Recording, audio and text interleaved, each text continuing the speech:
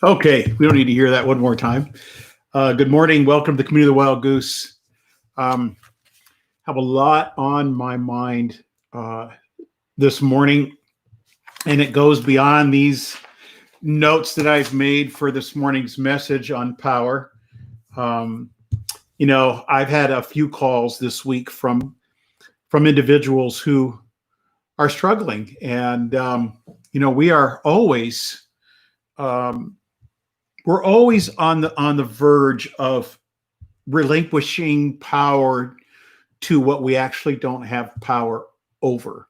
And I don't want to talk directly about that. I want to talk generally about that and over that because it is part of the human condition.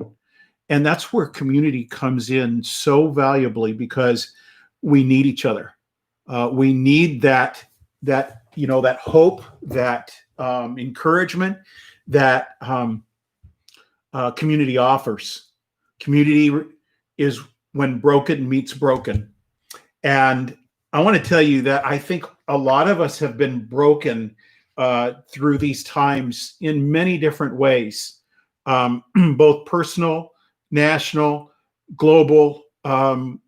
We feel that sense of brokenness. And, this morning when I was preparing the final pieces of the message for this morning, I just realized I've got to be real honest with y'all, real straightforward. Not that I'm not always honest and true to myself, but I've got to tell the truth about what I am personally wrestling with. At Community of the Wild Goose, we've had these little medallions that we've given to people who have been baptized out there on the amphitheater, out in the desert. We call them splashdisms. And on the the back side of this little medallion of the goose on one side, on the other side it says, "Speak your truth." And if we can't speak our truth, then what have we got? What have we got? So, and part of speaking our truth is speaking of what we wrestle with, what we are wrestling with on an individual basis, on a regular basis.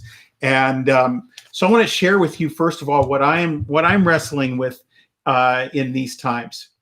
And that is that I'm going to move this over here. Hopefully it doesn't interfere with y'all, because I realize as I look over, then I stop looking at you. One of the things that I wrestle with is my community, our community, the community of the Wild Goose, is made up of so many different people, ideas, culture. We have some things in common. We have one thing very much in common, but we are made up of, on the far spectrum of politics, on each side, on issues. It is made up. Addiction does not only go to one population of people. It goes from Tolleson to Scottsdale, from Maine to California, and beyond that. So we have everybody in this community that we share in common the idea of being overwhelmed by something and addicted to something. And I'll say it again. This is not reserved for the substance abuser, for the alcoholic.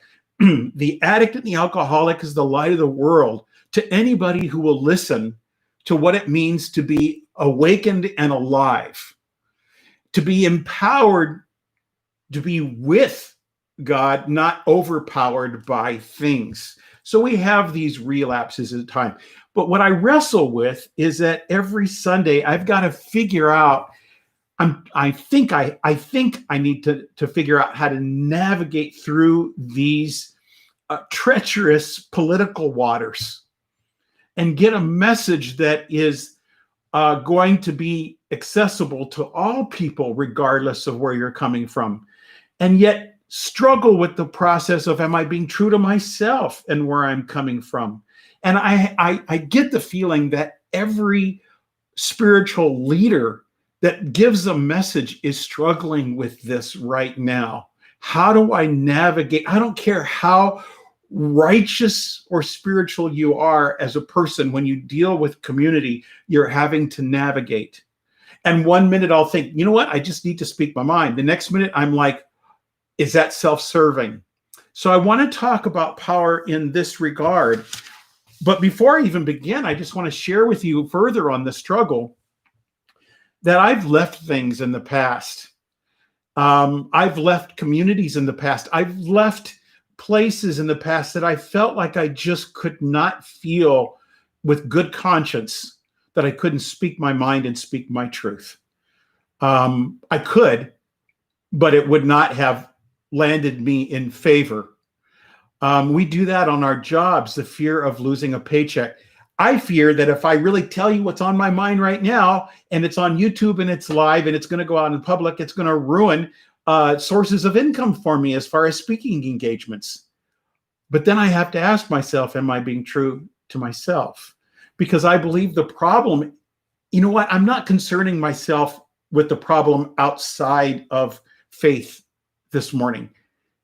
Christianity, my own Christian faith, is what I'm concerned with. Within this community, we have not just this community, but in this Western culture of Christianity, we have people on different spectrums within the supposed way of following Christ, where one group is claiming others, because of their politics, are ushering in Marxism, and we have other ones on one side saying other ones are fascist, and we have these things going back and forth. Now, see, I told you, the minute I use some of these terms, it might put at odds people who don't want to hear this stuff. But I want to tell you that I'm struggling with all of it, not just this side or that side, all of it. I have a feeling there's a lot of you who feel the same way as I do, just stinking tired of the battle that goes on, where we're no longer seeking community. We're no longer seeking to understand where somebody's coming from. And I get caught up in that also. But that isn't what I'm concerned about, of what is right and who's saying the right thing and is somebody going to be heard, as much as it is how it is becoming powerful over us and we lose our power. We need courage to be able to escape this kind of thing. And my thoughts have become, what would happen if we just walked away from a political party?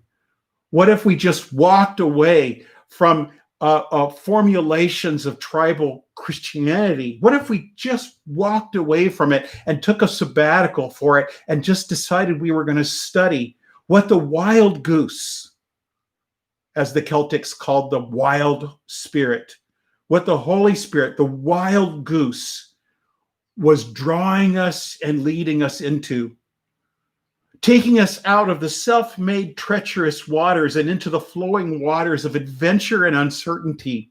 What if we were to let go of our the things that have walled us in, that we thought needed to be right, needed to be enough and be in control, and let it all go for a period of time or forever, and said, you know what, I don't want to live like my friend Phil, who lives in Missouri. We were talking, he goes, you know what, Henry, he says, you know, when they use that phrase, what would Jesus do? He goes, I think that was mistaken. He said, what I think we should have always been asking ourselves is, what did Jesus do?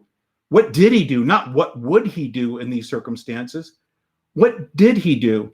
And you know what I read when I push back on any kind of tribal Christianity or politic or whatever? I just take a break from it all and I just look and see what Jesus was doing. It's stunning because I think that's what he was going through too during those times. And so he just grabbed 12 people and pulled them together and said, I want to show you the way, an alternative way to think, an alternative way to live. And if you don't think that they were fearful at that time because they believed at that time that power was in both the religious and the political places. And yet Jesus was drawing them out and away to teach them the way, the third way, an alternative way of loving, a counterintuitive way to live. And so I find myself at crossroads every once in a while in my life when I just say, you know what? I know these words are going to sound provocative, but I almost need to say them to be able to begin to live it. And once again, I will say this. I am leaving Christianity, and I've been leaving it for a long time. It got me in trouble the last time I wrote an article on that, when my article was entitled Leaving Christianity, Following Jesus. Because that sounds so radical, and yet it's not, because that's what Jesus was saying to them. Let's take a break from being Jew, from being Greek, from being Pharisee, from being peasant, from being servant, between master. Let's take a break from that and go on a long walk that we may not want to return from. Because the walk will take us into places we never thought we would go. Does it mean that we disengage from the world and its issues? No, but it means that we don't deal with the issues without being influenced by what we are experiencing in the freedom walk with Christ. That is the kind of power that because everything is counterintuitive on the way. It's counterintuitive. And that's what happens. See, when we become taking our information from Fox or MSNBC, or from our closest friend and ally or our enemy, from this candidate or that candidate, when it becomes such an obsessive barrage of information, right or wrong, it doesn't make any difference. I've had it with it. It begins to influence the heart. And the heart begins to degenerate into fear. And maybe there comes a time when we just need to say, steal me away, God. Take me away from this. And it's not dying physically. It's dying to that which had been lording over me and had power over me. Even the things that I believe with all of my heart I am right about. Even the things that I believe I was right about. Not with the goal of stopping believing in what I believe to be true, but not letting it lord over me to where I cannot find intimacy with other human beings. How do we do this?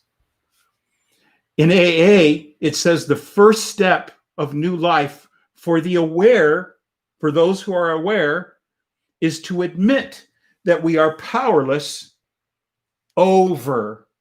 Notice it doesn't say with, it says over. I'm powerless. I do not have the power to be over something that actually has power over me, the things that I don't have control of. And because of my desire to become in control over these things, my life has become unmanageable. I tried to defeat my negative traits with all of my effort, and I found out that I had no power over that. I only had the power to escape and leave what I was doing before and enter onto a journey of the unknown and the uncertain. That's the walk, the way. Letting go of what I think I have control of, and seeking out the reminders from those who care about me. How cool would that be to be able to call somebody and say, you know what, I think I've gotten so-and-so on TV too much in my head. or this thing or that person. It doesn't mean that you abandon your principles or your party or whatever it is. But if you're like me and you've had it, maybe we need to seek the wild goose, the spirit that roams free to teach us how to let go of what has enslaved us. I'm tired of it. I'm tired of it. I'm ready to take a very long sabbatical from all of that and say, God, teach me what it is that you want me to know, instead of me thinking what I need to know and I'm supposed to know. You know, I love elephants, as many of you know. They're huge and powerful, yet they don't seem to wield their power against people. It used to break my heart when I was little and I was taken to the circus, and I'd see this giant elephant and the trainer with a cocky attitude goes and slips his head beneath the hoof of the elephant.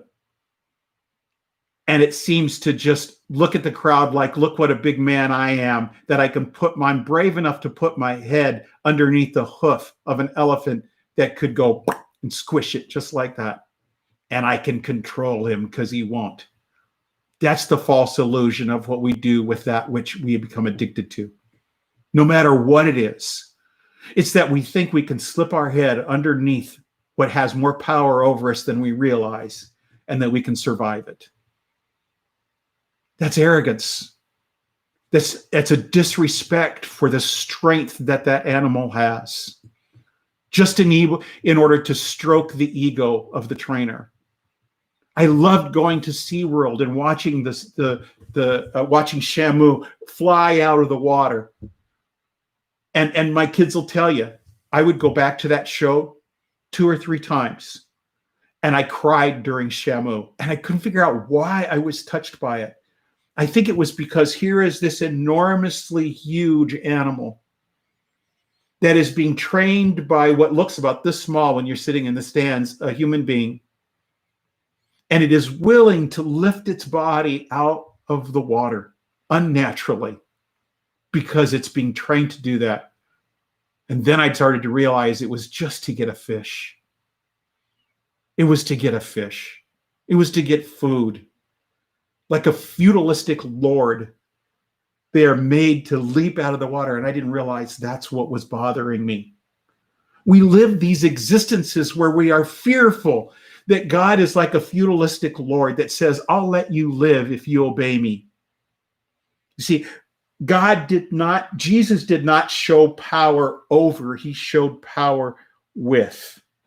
Brene Brown was talking about, in her research, the different kinds of power: the power over, and the power with, and the power within. And we use those powers in different ways. So check out what it says in Genesis. It says, then the Lord God said, behold, the man has become like one of us, knowing good and evil, like a God, knowing good and evil. And now he might stretch out his hand and take also from the tree of life and eat and live forever. And they saw that as dangerous. Why? Because that person does not live in the moment. It lives for the forever. It does not appreciate what is present in the here and now. And it begins to think that it is God also. The Hebrew for that word power is the hand. Think about the power of the hand. Now, this is going to get kind of weird, but there is a spiritual practice that I was led with in California, where the leader said, I want you to look at your hands and think of all the things that your hands have touched. I told you it would be awkward. It makes it awkward when you think of that way, but think of the non-weird things that these hands have touched.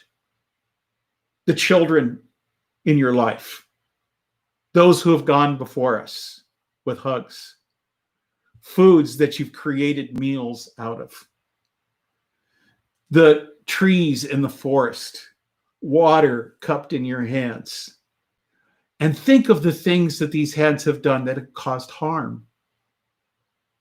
They're powerful. And so the word power used in that aspect of hand is to let go and to not grasp and control.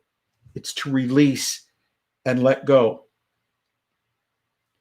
And so when Adam ate the fruit from the tree that was in the middle of the garden, he put something at the center that shouldn't be there, himself. It was as if he took his hand and took the fruit and grasped what he ought not to grasp. It says, though in very nature God, Jesus did not see equality with God as something to be grasped, but lowered himself even to the form of a servant. And then he was exalted. And by the way, I want to say something about the word servant. When we think of power and we think about servant leadership, I'm bothered by the word servant. Because when I think of servant, I think of somebody who is a slave. Now, we ought to lower ourselves even to the foremost. That's pretty low. But in this life of integrating with other people, we need to learn how to be servers, not servants. If a person at a restaurant brings you your food, they're not called a servant. They're called a server. Why? Because they are participating in my desire to be able to eat a meal and enjoy my company. And I appreciate the fact that they are, out of the goodness of their heart and their job, serving me, not a servant. They are not my servant. And I know a lot of people treat servers like servants. And you can tell the difference in the table that you're waiting on, whether you're being treated like a server or a servant. So I like the idea more of server leadership. Think in terms of a leader that is not having power over, but power with. Why? Because they are empowering you to do what it is that you want to do and need to do, not lording over you. Because when you lord over, or you want to have power over because you think this is the right way, it becomes cultish. And I would say that most of what I'm experiencing in church today, institutionally, is we have the extreme of proposing principles and ideas that you must fall in line with, as though you are not unless. It's the power over you, or a complacency that I'm afraid to navigate through these hard issues of the way because of all the different types of people are there. So you want to maintain your place, your status, your church. I remember back in the day as a young Christian, when it was thought of that Christianity in that mainline Christianity and even Catholicism was considered a cult. And that the cathedrals and the gold that was inside the cathedrals, whoa, shame on them. Look at how they waste the money in that. And now today, those very people have their own churches called non-denominational churches with thousands of people that may not have gold in their churches, but they rent out stadiums, they rent out arenas, and they line them with materials and with social media stuff that they need a huge budget. We just switched our attention from the statues and the gold to the media, the property, and the branding. It's no different. It's no different. No wonder Jesus took the 12 and said, let me teach you something totally different. What did Jesus do with the power that he had? Think of Zacchaeus and the tree. Zacchaeus had power from the sense of having land, from having a job that paid more than he really deserved because he extorted money from the people he'd collected taxes from. So he had power, but he had power because of what he could lord over them. See, that kind of power is not respected, it's obeyed. Many parents get their children to obey them because they're afraid.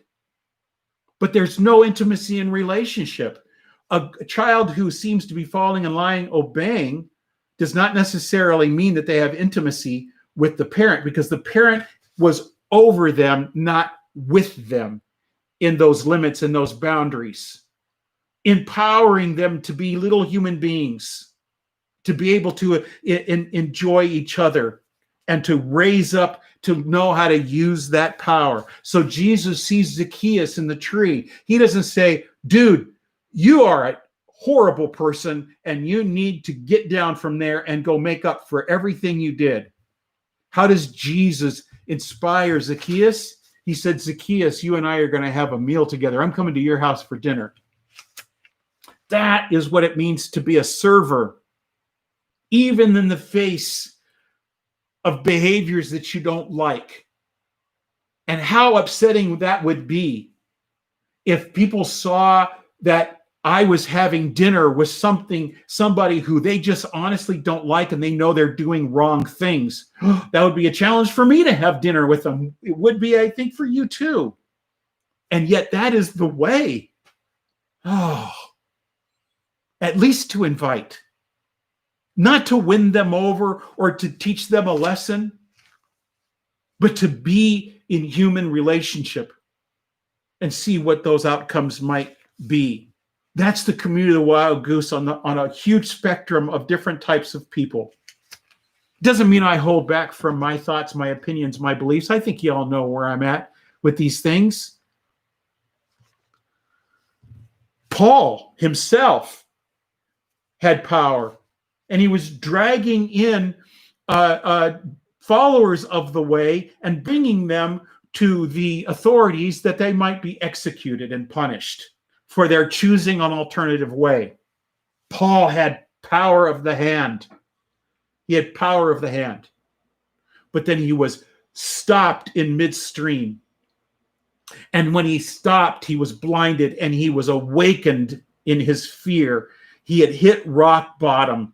And the voice was said to him, why are you persecuting me? And he goes, I didn't think I was doing that. I thought I was doing what was right in God's eyes. No. You thought it was because you were lording it over. Now let's change directions. And so Paul, speaking of Jesus, was the one who said, though in very nature, God did not see equality with God as something to be grasped, but lowered himself even to the form of a servant. This is Paul, the one who lorded power over, but he gave that up in order that he would have power with. And he was exalted with power. And he became a leader in a different way.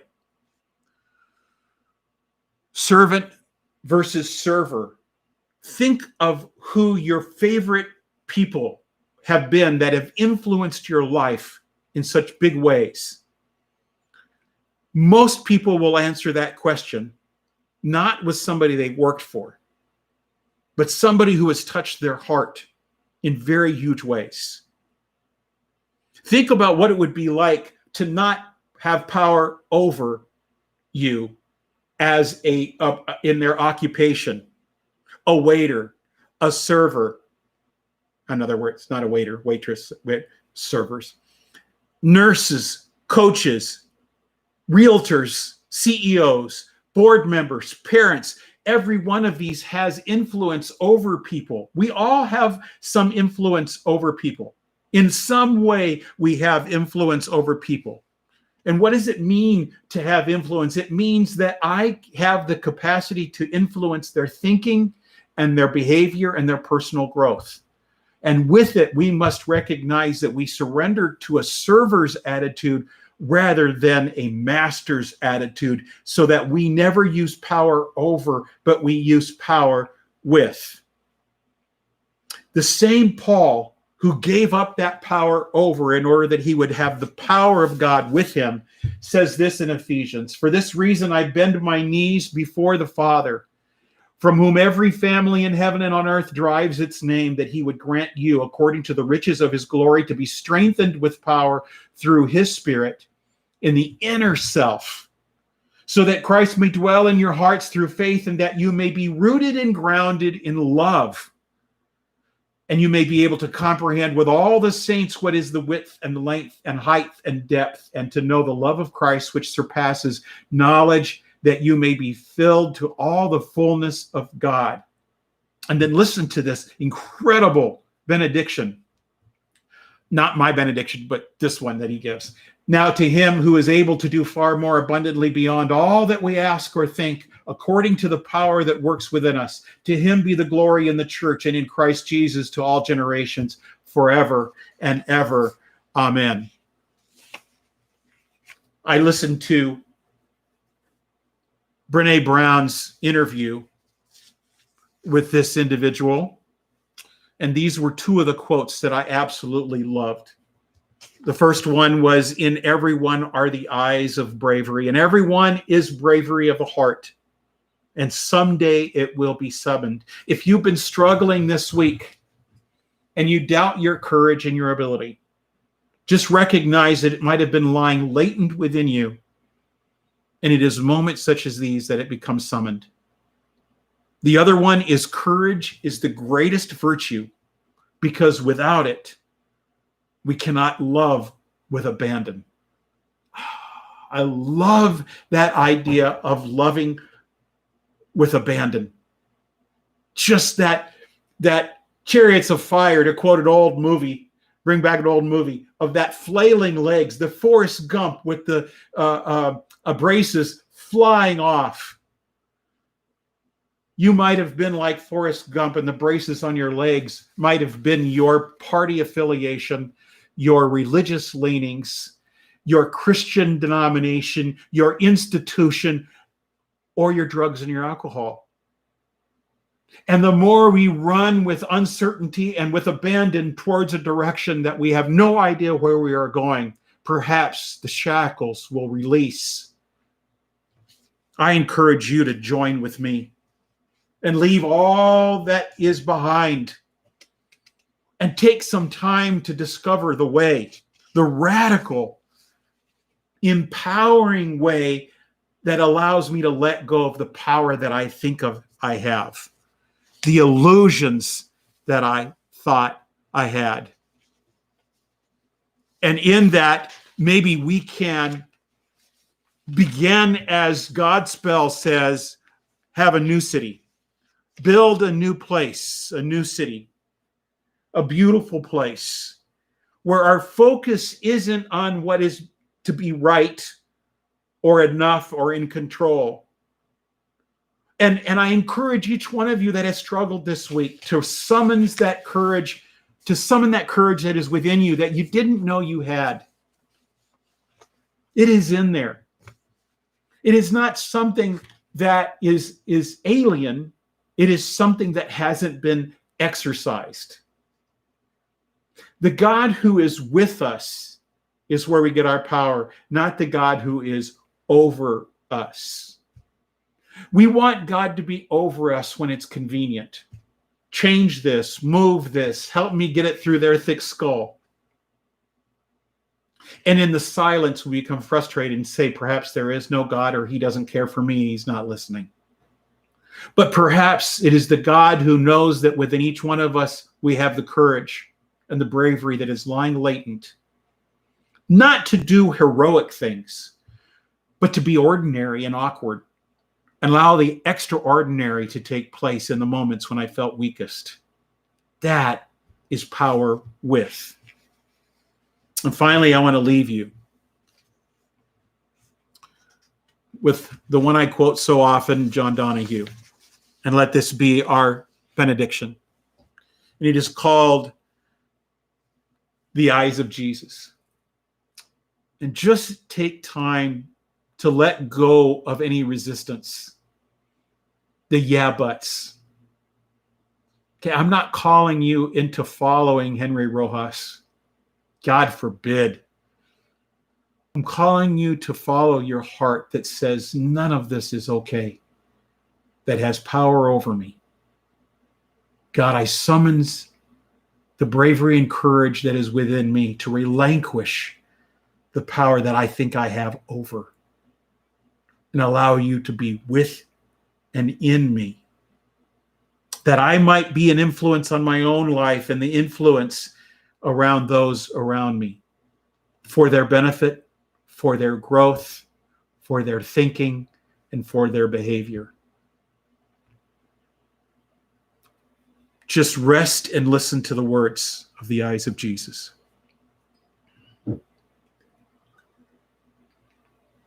I imagine the eyes of Jesus were harvest brown, the light of their gazing suffused with the seasons. The shadow of winter, the mind of spring, the blues of summer, and amber of harvest.